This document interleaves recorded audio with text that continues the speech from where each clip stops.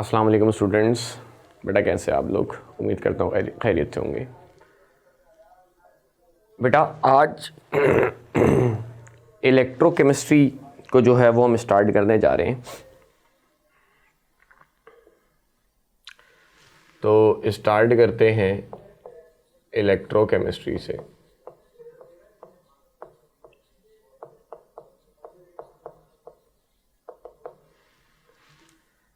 Electrochemistry क्या होती है बेटा? नाम से ही समझ में आ रहा है। इलेक्ट्रो मीन्स इलेक्ट्रिकल एनर्जी और केमिस्ट्री में हम केमिकल चेंजेस, केमिकल एनर्जी के बारे में पढ़ते हैं। तो इलेक्ट्रोकेमिस्ट्री केमिस्ट्री की वो ब्रांच है जिसमें हम इलेक्ट्रिकल एनर्जी का केमिकल एनर्जी में कन्वर्जन पढ़ रहे हो या फिर केमिकल एनर्जी का इलेक्ट्रिकल एनर्जी में कन्वर्जन पढ़ रहे हों, तो उस ब्रांच ऑफ केमिस्ट्री को इलेक्ट्रोकेमिस्ट्री कहते हैं। तो यही बात इंग्लिश में लिख भी देते हैं, branch of chemistry that deals with the conversion of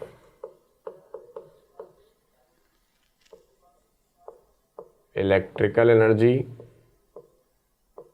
to chemical energy और vice versa।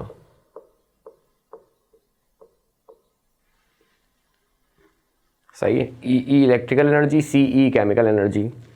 ऐसी ब्रांच ऑफ केमिस्ट्री जिसमें हम इलेक्ट्रिकल एनर्जी का केमिकल एनर्जी में कन्वर्जन पढ़ें और केमिकल एनर्जी का इलेक्ट्रिकल एनर्जी में कन्वर्जन पढ़ें, उस ब्रांच ऑफ केमिस्ट्री को हम इलेक्ट्रोकेमिस्ट्री कहते हैं। और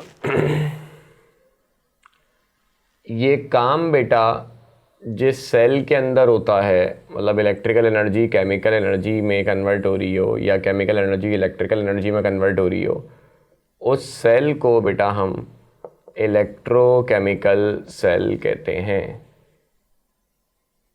यानी इलेक्ट्रोकेमिकल सेल ऐसा सेल जिसमें इलेक्ट्रिकल एनर्जी केमिकल एनर्जी में कन्वर्ट हो रही हो या फिर केमिकल एनर्जी इलेक्ट्रिकल एनर्जी में कन्वर्ट हो रही। तो अब इसके नाम से ही आपको समझ में आ रहा है मेरे ख्याल में कि दो तरह के होते होंगे। एक कहलाते हैं इलेक्ट्रोलाइटिक सेल और एक कहलाते हैं गैल्वानिक या फिर वोल्टेइक सेल।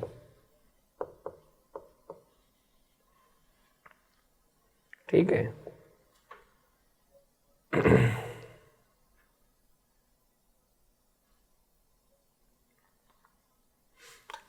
इलेक्ट्रोलाइटिक सेल बेटा जिसमें इलेक्ट्रिकल एनर्जी कन्वर्ट हो केमिकल एनर्जी में, वो इलेक्ट्रोलाइटिक सेल है। और गैल्वानिक सेल जिसमें आपकी केमिकल एनर्जी कन्वर्ट हो इलेक्ट्रिकल एनर्जी में। सही है। इलेक्ट्रोलाइटिक सेल जिसमें आप दो प्लेट्स डालते हो इलेक्ट्रोलाइट में, उसको बैटरी से कनेक्ट करते हो, वोल्टेज देते हो, मतलब इलेक्ट्रिकल एनर्जी देते हो।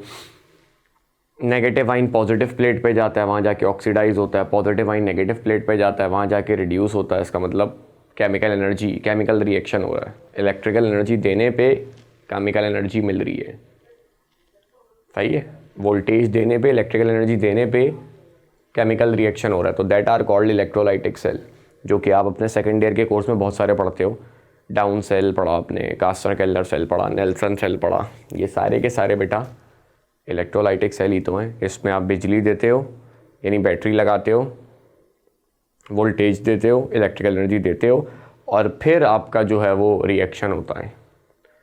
दूसरे आपके गैल्वानिक या वोल्टेइक सेल होते हैं जिसमें रिएक्शन होता है, ऑक्सीडेशन रिएक्शन होता है खुद ब खुद, और जवाब में आपको इलेक्ट्रिकल एनर्जी मिलती है।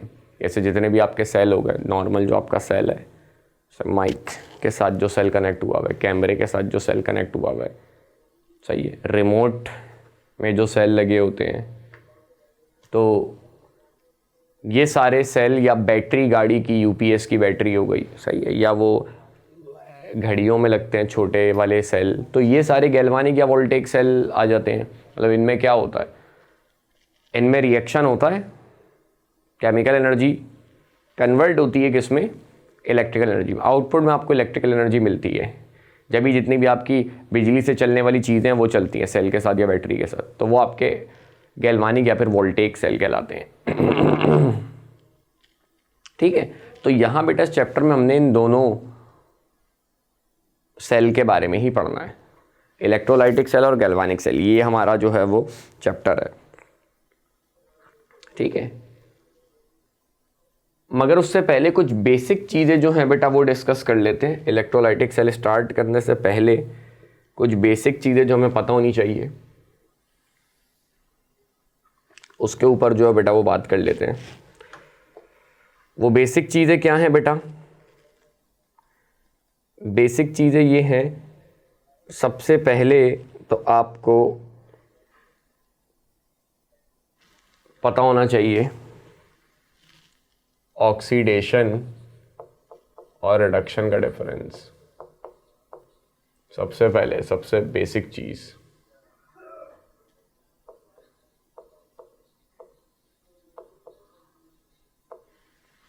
ऑक्सीडेशन और रिडक्शन के बीच का डिफरेंस।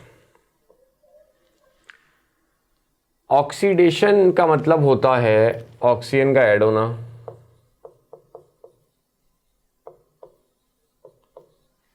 या हाइड्रोजन का रिमूव होना।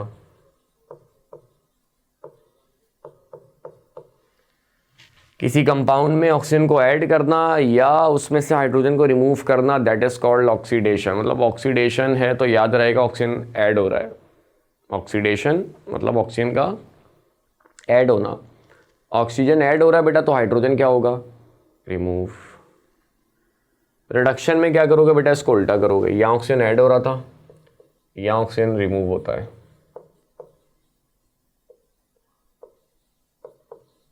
ऑक्सीजन रिमूव हो रहा है, हाइड्रोजन यहाँ रिमूव हो रहा था, यहां पे बेटा ऐड होता है।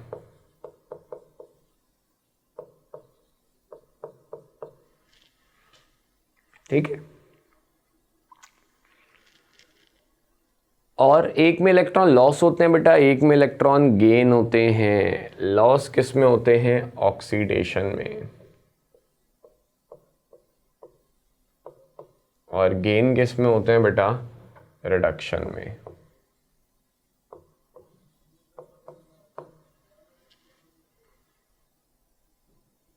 सही है, कैसे याद कैसे रखोगे, पहली दूसरी डेफिनेशन तो बेटा अमूमन याद रहती है। ऑक्सीडेशन का मतलब ऑक्सीजन का ऐड होना, रिडक्शन का मतलब ऑक्सीडेशन का मतलब ऑक्सीजन का ऐड होना या फिर हाइड्रोजन का रिमूव होना। रिडक्शन में इसको उल्टा कर दो।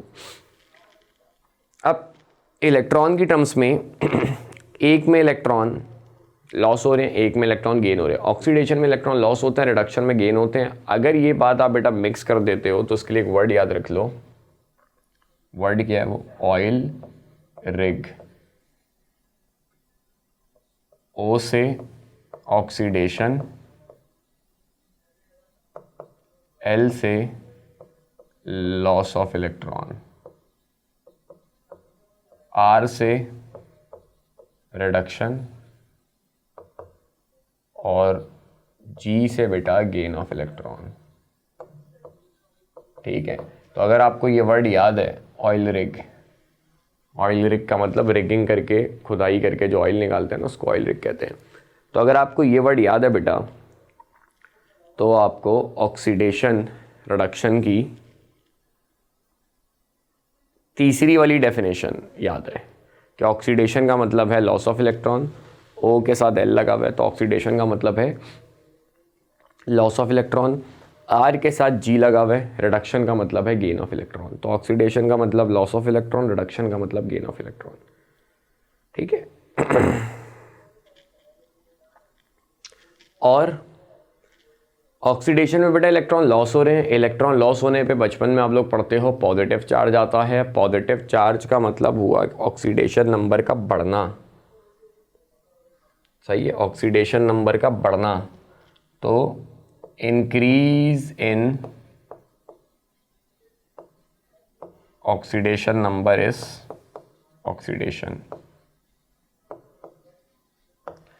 और रिडक्शन में इलेक्ट्रॉन गेन होते हैं बेटा। इलेक्ट्रॉन गेन करने पे नेगेटिव चार्ज आता है। नेगेटिव चार्ज का मतलब कम होना। तो decrease in oxidation number is reduction. सही है, ऑक्सीडेशन नंबर का बढ़ना ऑक्सीडेशन है और ऑक्सीडेशन नंबर का कम होना रिडक्शन है। एक आखिरी बात, ऑक्सीडेशन बेटा होती है एनोड पे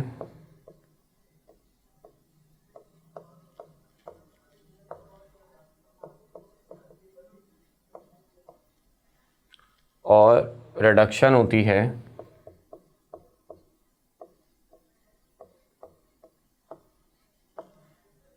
कैथोड पे। सही है, ऑक्सीडेशन हमेशा एनोड पे होती है और रिडक्शन हमेशा कैथोड पे होती है। एनोड कैथोड की डेफिनेशन ही ये होती है, एनोड जहाँ पे ऑक्सीडेशन हो, कैथोड जहाँ पे रिडक्शन हो। ठीक है। अच्छा, ये भी अगर आप मिक्स कर देते हो तो उसको भी याद रखने की एक ट्रिक बता देता हूँ। एओ क्लिनिक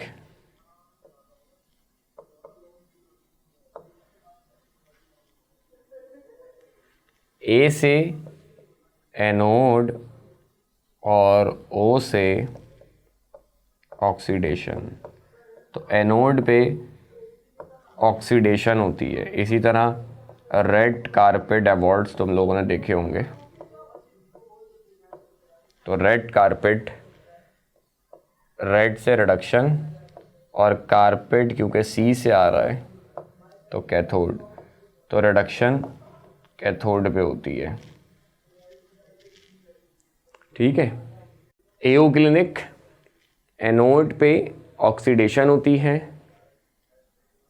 और रेड कारपेट रिडक्शन कैथोड पे होती है। दोनों में से एक भी अगर आप याद कर लो,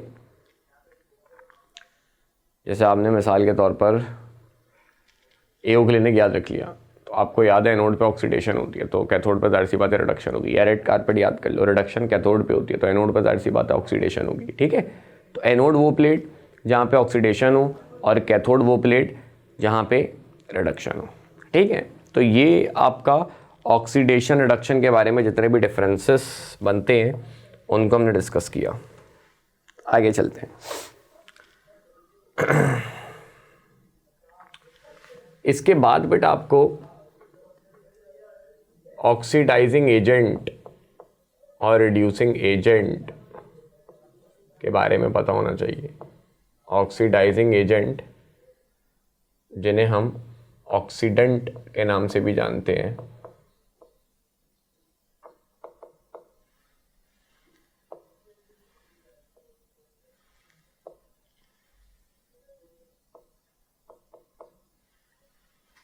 ऑक्सीडाइजिंग एजेंट या फिर ऑक्सीडेंट। देखो, ऑक्सीडाइजिंग एजेंट से याद रखना, एजेंट का काम क्या होता है? एजेंट दूसरों में वो काम करवाता है। ऑक्सीडाइजिंग एजेंट दूसरों की ऑक्सीडेशन करवाएगा। रिड्यूसिंग एजेंट दूसरों की रिडक्शन करवाएगा। एजेंट हमेशा खुद में काम नहीं करता, दूसरों में वो काम करवाता है। जैसे मिसाल है, स्टेट एजेंट होते हैं, क्या करते हैं? दूसरों को घर दे, उनका काम है घर की खरीदो फरोख्त। अपने लिए नहीं करते, दूसरों के लिए करते हैं, दूसरों को करवाते हैं। सही है, दूसरों को घर दिलवाते हैं। ट्रैवलिंग एजेंट होता है, वो क्या करता है? दूसरों को ट्रैवल कराता है। कभी भी खुद ट्रेन में बैठ के, जहाज़ में बैठ के सफ़र करने लग जाएगा, दूसरों को ट्रैवल कराएगा। इसी तरह जैसे अगर मान लो हम एक मिसाल एक एजेंट है, अब हम एजुकेशन से जुड़े, अब हम एक एजेंट है, तो हम क्या करेंगे, हमारा काम है पढ़ाना, तो अपने आप को नहीं पढ़ा रहे। अभी फ़िलहाल हाँ मैं कैमरे के सामने ऐसा लग रहा है कि मैं अपने आप को पढ़ा रहा हूँ, लेकिन अभी भी मैं बेसिकली आप लोगों को पढ़ा रहा हूँ, सही, स्टूडेंट्स को पढ़ा रहा हूँ, तो दूसरों को पढ़ा रहा हूँ, समझ रहे हो। तो एजेंट से याद रखता बेटा, एजेंट का काम ये होता है वो दूसरों के लिए वो काम करता है। इस तरह वो रॉ का एजेंट और आईएसआई के एजेंट होते हैं, वो भी क्या करते हैं, मतलब इंफॉर्मेशन कलेक्ट करते हैं, अपने लिए नहीं, अपने मुल्क के लिए, दूसरों के लिए, मतलब अपनी आर्म फोर्सेस के लिए, अपनी गवर्नमेंट के लिए। तो कहने का मकसद ये बेटा, एजेंट, कितनी मिसालें मैंने दे दी तुम लोगों को। एजेंट से याद रखना, जो एजेंट का काम होता है वो काम हमेशा दूसरों में करवाते हैं। तो ऑक्सीडाइजिंग एजेंट बेटा कभी भी खुद ऑक्सीडाइज नहीं होंगे, दूसरों को ऑक्सीडाइज करेंगे। जो नाम है वो काम दूसरों में करेंगे। ऑक्सीडाइजिंग एजेंट दूसरों को ऑक्सीडाइज करेंगे, खुद रिड्यूस होंगे, सही है। दूसरों को ऑक्सीडाइज करेंगे और खुद रिड्यूस होंगे, तो वो ऑक्सीडाइजिंग एजेंट है। तो यही बात इंग्लिश में भी लिख देते हैं। Those substances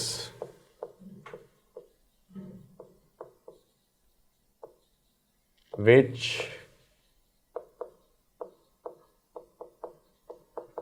oxidizes others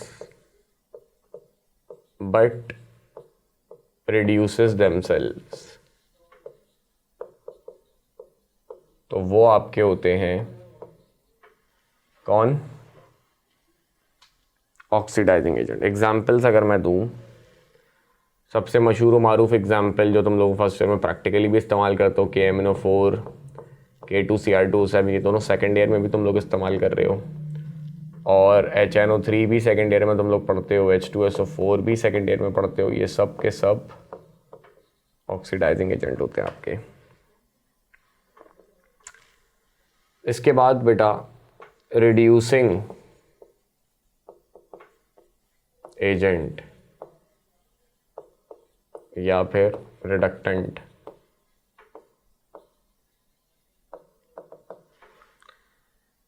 reducing agent कौन होंगे बेटा, those substances which reduces others but oxidises themselves, सही है। दूसरों को ऑक्सीडाइज करने वाले ऑक्सीडाइजिंग एजेंट और दूसरों को रिड्यूस करने वाले रिड्यूसिंग एजेंट। जो नाम आ रहा है वो काम दूसरों में करेंगे। रिड्यूसिंग एजेंट की एग्जांपल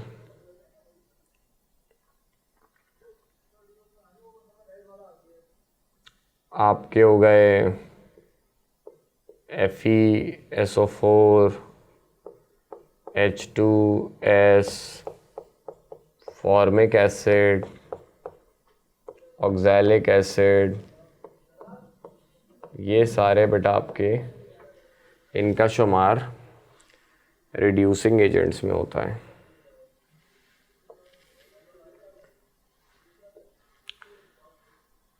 इसके बाद बेटा आप क्या आते हैं,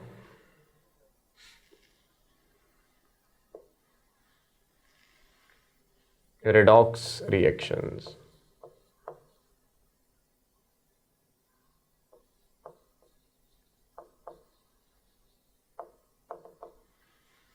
ठीक है, इसके बाद आपके रेडॉक्स रिएक्शन आते हैं। रेडॉक्स रिएक्शन बेटा क्या होते हैं, नाम से ही पता चल रहा है, इन विच ऑक्सीडेशन, रिडक्शन occurs simultaneously। ऐसा रिएक्शन जिसमें ऑक्सीडेशन भी हो और रिडक्शन भी हो, ऐसे रिएक्शन को हम रेडॉक्स रिएक्शन कहते हैं। या यूं भी कह सकता हूं, ऑक्सीडेशन कौन करवाएगा, ऑक्सीडाइजिंग एजेंट, रिडक्शन कौन कराएगा? Reducing agent. तो यूं भी कह सकता हूं reaction between oxidising and reducing agent.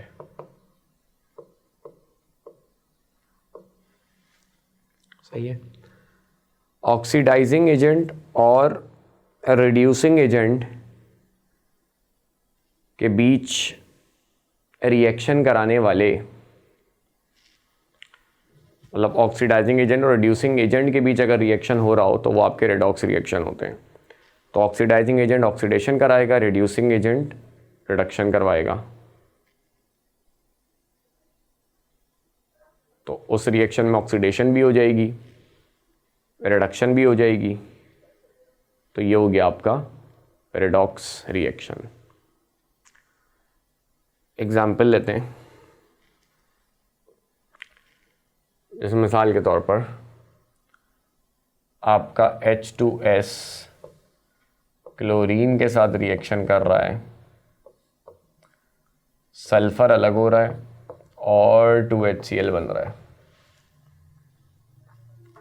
ठीक है। अब इस रिएक्शन में बेटा अगर आप गौर करो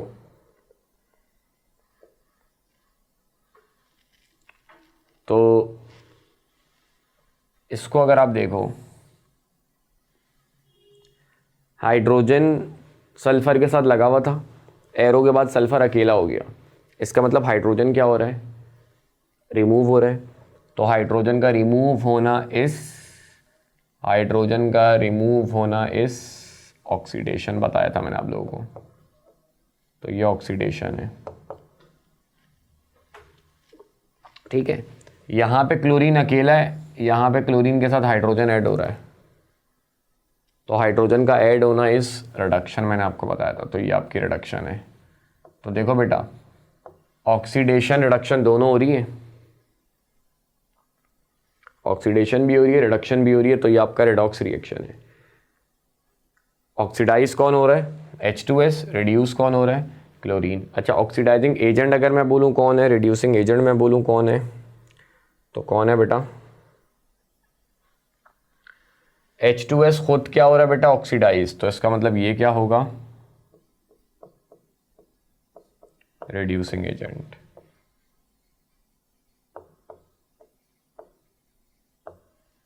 ठीक है। इसी तरह क्लोरीन खुद क्या हो रहा है बेटा? रिड्यूस। तो क्लोरीन क्या हो गया बेटा? Oxidising agent. सही है। जो खुद हो रहा है वो नाम नहीं होगा, जो दूसरों में कराएंगे वो नाम दिया जाता है। मैंने कहा भाई H2S खुद ऑक्सीडाइज हो रहा है तो दूसरे को रिड्यूस कर रहा होगा ना, तो इसलिए रिड्यूसिंग एजेंट। क्लोरीन खुद रिड्यूस हो रहा है तो H2S को ऑक्सीडाइज कर रहा होगा, तो ऑक्सीडाइजिंग एजेंट। तो आपसे रिएक्शन देके पूछ सकता है इनमें रिड्यूसिंग एजेंट कौन है, ऑक्सीडाइजिंग एजेंट कौन है, कौन ऑक्सीडाइज हो रहा है, कौन रिड्यूस हो रहा है। तो सारी डेफिनेशन मैंने आपको ऑक्सीडेशन रिडक्शन की बता दी। किसी सब्सटेंस में ऑक्सीजन ऐड हो रहा हो, हाइड्रोजन रिमूव हो रहा हो, वो इलेक्ट्रॉन लूज कर रहा हो, ऑक्सीडेशन नंबर बढ़ रहा हो, एनोड पे हो रहा हो, तो ऑक्सीडेशन है। इसका उल्टा कर दो तो रिडक्शन है।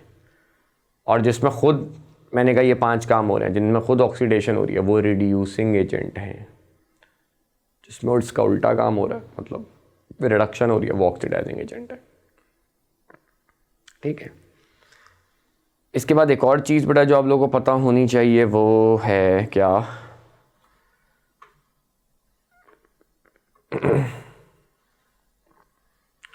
कैथोड और एनोड। एनोड क्या होती है और कैथोड क्या होती है?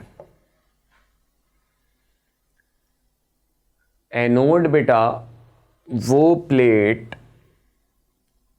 वेयर ऑक्सीडेशन हो। ये बात मैंने अभी आप लोगों को बताया। एनोड कैथोड को बेटा कभी भी साइन से याद नहीं रखना। अक्सर बच्चे, मैं बोलता हूँ एनोड गया बोलते हैं जिस पे पॉजिटिव चार्ज हो, मैं बोलता हूँ कैथोड गया बोलते हैं जिस पे नेगेटिव चार्ज हो। ये बात इलेक्ट्रोलाइटिक सेल की हद तक तो सही है, लेकिन गैल्वानिक सेल में ये बात सही नहीं है।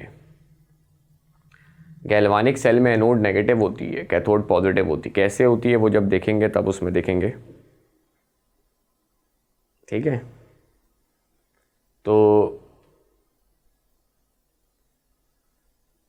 इलेक्ट्रोलाइटिक सेल की हद तक anode positive cathode negative, galvanic cell में मैंने कहा उल्टा हो जाएगा। तो कभी भी पॉजिटिव नेगेटिव से याद नहीं रखना। एनोड कैथोड की बेसिक डेफिनेशन, जहाँ पे ऑक्सीडेशन हो वो एनोड, इलेक्ट्रोलाइटिक सेल में पॉजिटिव प्लेट पे ऑक्सीडेशन होती है तो वो एनोड होती है। गैल्वानिक सेल में नेगेटिव प्लेट पे ऑक्सीडेशन होती है तो एनोड व नेगेटिव होती है।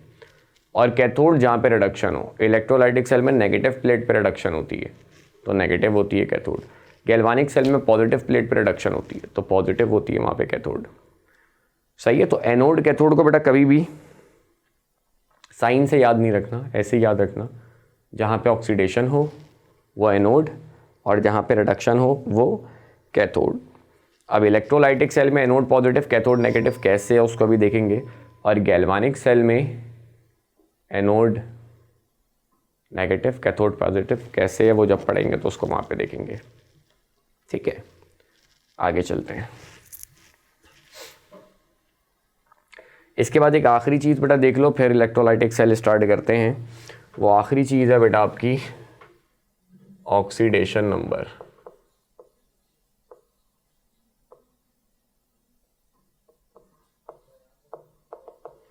ऑक्सीडेशन नंबर क्या होता है बेटा? इमेजिनरी चार्ज या formal charge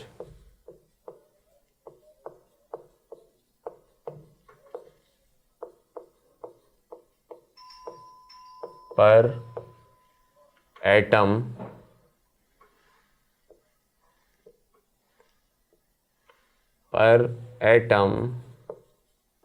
in a molecule or ion is called oxidation number. सही है। कोई आपका मॉलिक्यूल है या फिर आइन है, उस मॉलिक्यूल में या उस आइन पे सिंगल एटम पे कितना चार्ज आ रहा है, दैट इज कॉल्ड उसका ऑक्सीडेशन नंबर उस मॉलिक्यूल या उस आइन के अंदर। जैसे मिसाल के तौर पर मैं आपसे कहूँ NaCl में Na पे कितना चार्ज होता है, तो आप बोलोगे +1 होता है। तो ये जो +1 है बेटा, ये Na का ऑक्सीडेशन नंबर कहलाता है NaCl में। मैं कहूँ Cl का ऑक्सीडेशन नंबर कितना है, आप कहोगे -1। तो बेटा ये जो -1 है ये Cl का ऑक्सीडेशन नंबर कहलाएगा NaCl में। मैं कहूँ MgO में बेटा Mg पे कितना चार्ज है, आप बोलोगे +2, बचपन में पढ़ा होगा 2 इलेक्ट्रॉन लूज करता है। तो ये जो +2 है बेटा ये Mg का ऑक्सीडेशन नंबर है MgO पे। मैं कहूँ O पे कितना चार्ज है, आप बोलोगे -2। तो बेटा ये जो -2 है ये O का ऑक्सीडेशन नंबर है MgO में, ठीक है। इमेजिनरी क्यों कह रहा हूँ, क्योंकि अगर मैं फॉर्मूला लिख रहा हूँ NaCl MgO तो मैं इन पे चार्जेस शो नहीं कर रहा, मैं जस्ट फॉर्मूला लिख रहा हूँ। लेकिन जब वो उनका कैलकुलेट करूँगा तो मुझे पता चलेगा भाई Na पे +1 है, Mg पे +2 है, O पे -2 है, Cl पे -1 है। तो इसलिए इमेजिनरी या फिर फॉर्मल का वर्ड इस्तेमाल कर रहा हूँ, ठीक है। तो एक कंपाउंड पे, एक मॉलिक्यूल पे या एक आइन पे उस सिंगल एटम पे कितना चार्ज आ रहा है वो उसका ऑक्सीडेशन नंबर कहलाता है। सही है। जैसे मैं आपसे कहूँ कि भाई कुछ सवाल अगर मैं दूँ, जैसे मैं आपसे कहूँ कि भाई N का ऑक्सीडेशन नंबर निकालो HNO3 में, सही है। तो आप कैसे निकालोगे इसके लिए बेटा, पहले तो आपको कुछ नॉर्मल वैल्यूज़ पता होनी चाहिए। जैसे H पे नॉर्मली चार्ज +1 होता है। हाँ, अगर वो मेटल के साथ जुड़ा तो उस पर -1 आ जाएगा। सही, ये सारी बातें आपके बुक में लिखी हुई हैं, उसको भी एक नज़र पढ़ लेना। मैं कुछ कॉमन वैल्यूज़ लिख रहा हूँ जो कि जनरली उन पे होती है। ऑक्सीजन पे अमूमन -2 आता है। हाँ, अब पर ऑक्साइड पे -1 भी आता है, सुपर ऑक्साइड पे -1 भी आता है, क्योंकि ऑक्सीडेशन नंबर फिक्स नहीं होता, वेरी करता है। सही है। और ग्रुप 1 वालों पे ग्रुप 1 है, इसमें आता है लिथियम, सोडियम, पोटेशियम। इनका ऑक्सीडेशन नंबर +1 ही होता है क्योंकि आखिरी शेल में एक इलेक्ट्रॉन होता है, उसको लूज़ करते हैं तो +1 चार्ज ही आता है इन पे। ग्रुप 2A में आता है बेरिलियम, मैग्नीशियम, कैल्शियम। इनका ऑक्सीडेशन नंबर +2 ही होता है क्योंकि इनके आखिरी शेल में 2 इलेक्ट्रॉन हैं। ग्रुप 7A में फ्लोरीन, क्लोरीन, ब्रोमीन, आयोडीन। अब इनके भी ऑक्सीडेशन स्टेट चेंज होते हैं, लेकिन अमूमन हम उसको -1 लेते हैं। फ्लोरीन का हमेशा -1 होता है, ये बात भी आती है कौन सा हेलोजन है जिसका ऑक्सीडेशन नंबर हमेशा सेम रहता है या -1 रहता है, फ्लोरीन। बाकियों का वेरी कर सकता है, जैसे क्लोरीन का आप अलग अलग कंपाउंड में निकालो तो आपको अलग मिलेगा। HCl में निकालो तो -1, HOCl में निकालो +1, सही है, तो वेरी कर रहा है। लेकिन कॉमनली हम ये वैल्यूज़ रखते हैं, ठीक, मतलब नॉर्मल वैल्यूज़। अगर आपको नॉर्मली किसी कंपाउंड का ऑक्सीडेशन नंबर निकालना हो तो अमूमन ये वैल्यूज़ रखी जाती हैं, सही है। बाकी वो कंडीशंस आपकी बुक में इस टॉपिक में लिखी हैं, उसको भी एक नज़र पढ़ लेना। जैसे मैंने कहा बताया हुआ है कि H का +1 कब होता है, -1 कब होता है। अमूमन जब नॉन मेटल के साथ जुड़ता है तो +1 होता है, और हाइड्रोजन ज़्यादातर आप उसके कंपाउंड देखते हो तो वो नॉन मेटल के साथ ही जुड़ा होता है, सिवाय बाइनरी कंपाउंड्स जो होते हैं वो भी आयनिक हाइड्राइड्स, उसमें सिर्फ मेटल के साथ जुड़ा होता है तो उसमें -1 होता है। बाकी अमूमन उसको +1। तो खैर ये कुछ नॉर्मल वैल्यूज़ है जिसकी मदद से हम ऑक्सीडेशन नंबर निकालेंगे। बाकी डिटेल में इसको आप बुक से पढ़ना। तो N का निकालना बेटा, H का कितना पता है +1, देखो नॉन मेटल से जुड़ा है। N का निकालना है, O का बेटा नॉर्मली कितना लिखा -2, 3 है तो -6 हो जाएगा, और कुछ नहीं है तो =, कोई चार्ज भी नहीं है तो 0 से इक्वेट करोगे, सही है। जितने हैं उन सब के पुट करते जाओ, जिसका निकालना है उसको ऐसे ही रख दो, सब ख़त्म हो जाए तो =, लगाओ, और इक्वेट किससे करो बेटा, 0 से, ठीक है। +1 ऐसे ही रहा, +n ऐसे ही क्यों रख रहे हैं, सिंप्लीफाई कर दो ना इसको। n को ऐसे ही रखो, ये हो गया -5 = 0, तो n का आ गया आपके पास बेटा +5। तो HNO3 में n का ऑक्सीडेशन नंबर +5 होता है, ठीक है। मैं कहूँ भाई Cr का निकालो, K2Cr2O7 में कैसे निकालोगे आप, K का +1 होता है, 2 से मल्टीप्लाई हुआ तो +2, Cr2 का निकालना है ऐसे ही रहा, और O का कितना होता है -2, 7 से मल्टीप्लाई हुआ तो -14 = 0, Cr2 -12 = 0, Cr2 का हो गया 12, Cr2 का मतलब 2 Cr का 12 है तो 1 Cr का कितना हो जाएगा +6, क्योंकि ऑक्सीडेशन नंबर की डेफिनेशन क्या है बेटा, इमेजिनरी चार्ज पर एटम। एक सिंगल एटम पे कितना चार्ज आता है वो उसका ऑक्सीडेशन नंबर कहलाता है, ठीक है। तो 2 का आ रहा हो तो 2 आधा कर देना, 3 का आ रहा हो 3 हिस्से कर देना, 4 का आ रहा हो तो 4 हिस्से में कर देना। इसी तरह अगर मैं कहूँ भाई Mn का निकालो, MnO4 माइनस में,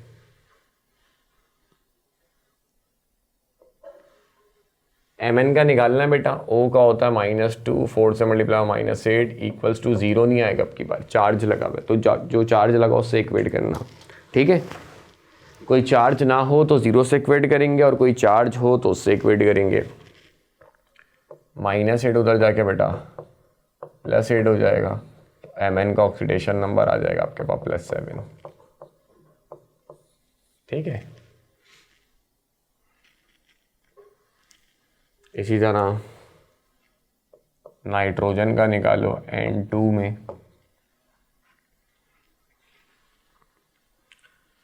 N का ही निकालना है, ऐसे ही रहा और कुछ नहीं है तो = 0, 2 N का 0 है तो 1 N का आधा करो, 0 का आधा करो तो भी 0। एक बात यहाँ पे लिख देता हूँ, ऑक्सीडेशन नंबर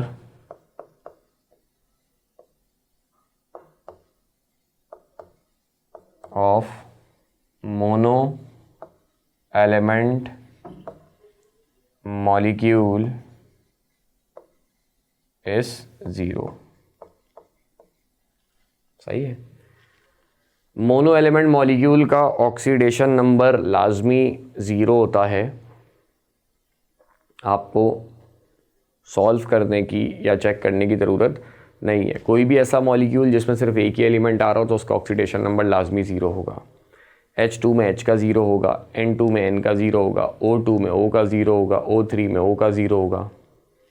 ऐसा मॉलिक्यूल जिसमें एक ही एलिमेंट आ रहा हो तो उसका ऑक्सीडेशन नंबर लाजमी तौर पर 0 ही होता है। उसको आपको सॉल्व करने की ज़रूरत नहीं है। ठीक है।